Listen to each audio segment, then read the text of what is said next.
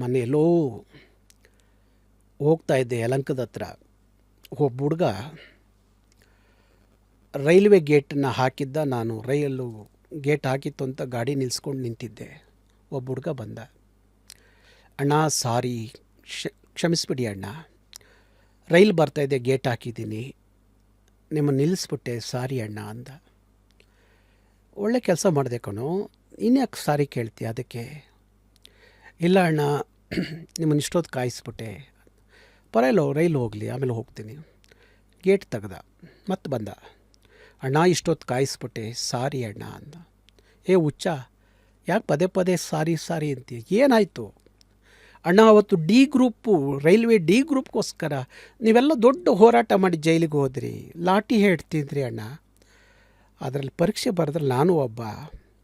ಅವತ್ತು ನೀವು ಹೋರಾಟ ಮಾಡಲಿಲ್ಲ ಅಂದರೆ 3600 ಉದ್ಯೋಗ ಬಿಹಾರಿಗಳು ಪಾಲಾಗ್ತಿತ್ತಣ್ಣ.